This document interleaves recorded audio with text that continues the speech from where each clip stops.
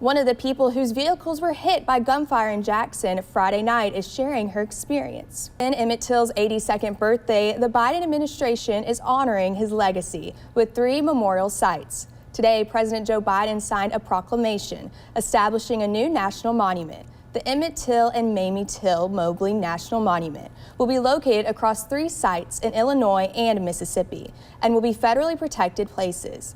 Mississippi Congressman Benny Thompson attended the signing, and correspondent Elise Preston tells us how this memorial is the first of its kind, recognizing both racial violence and legal injustice.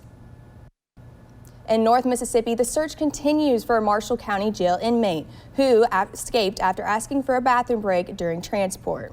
With this new feature, teens can go to where they need to go, and parents can continue with their daily tasks.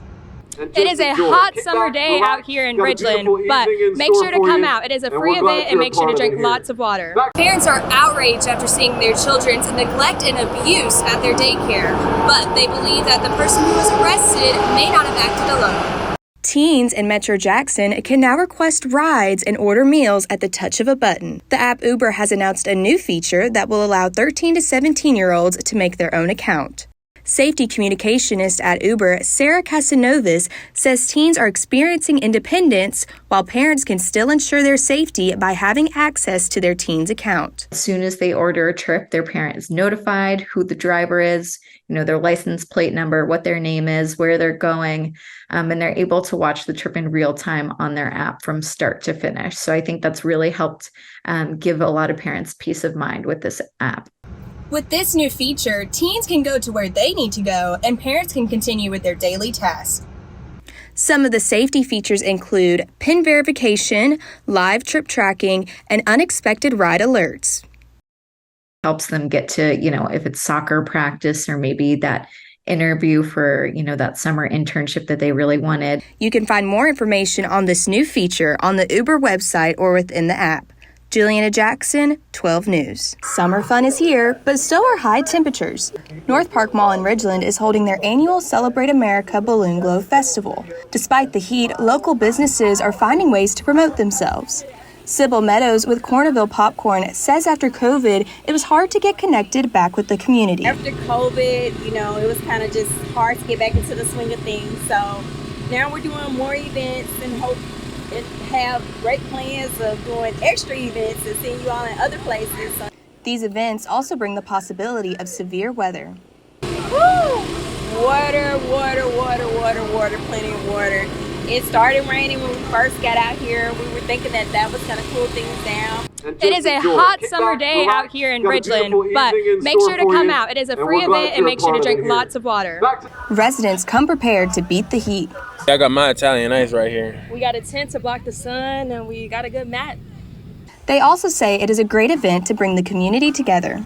You don't want to have a boring city. We always want to at least try to do something for everybody. I think it brings the community together. It's something fun and free. Julieanna Jackson, 12 News. Leaving your child at daycare should not cause worry. However, for the parents at Florence First Daycare, a nightmare came true. Spit into a trash can for 5 minutes straight as a form of punishment. She lined him up on the fence and threw rocks at him as a form of punishment. She slung him around his shirt and it left a burn mark across his neck. Scrapes, bruises, scratches, just different things that didn't make sense. At the time it did, but looking back now, it doesn't. There's a lot that to this day I don't fully know what happened to my child. I would ask for footage or documentation or something. They would say they didn't catch it on camera.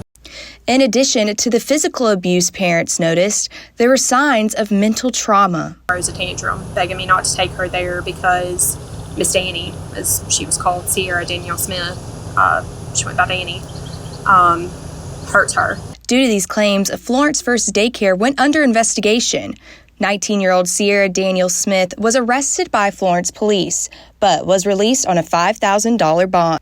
Parents are wanting more action to be taken by the city and local police. It's not true. Everybody knows that it's not true. There's videos, there's text messages between them. And that's, what we need Florence to do their job for. Parents are outraged after seeing their children's neglect and abuse at their daycare, but they believe that the person who was arrested may not have acted alone.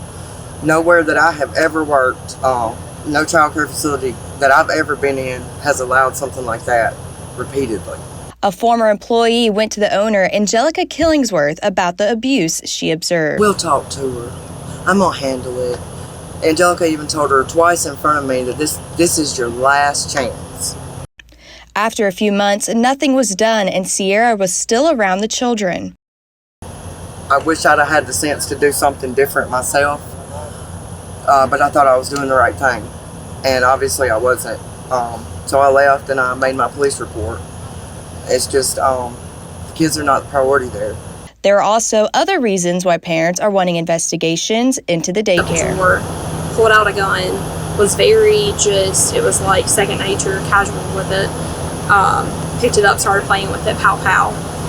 Me and my mom, she pushed me out of the way and I ducked. Angelica came around the corner and saw it, just laughed it off, thought it was funny. Said, I told you you're not supposed to be doing that. Parents are continuing to raise awareness and fight for those who are not able. This is my voice for all of them. What I would like to see come out of this is they don't get to do this again to any other child. We have reached out to the daycare's attorney for further questions about the allegations, but we have not heard back. Julieanna Jackson, 12 News.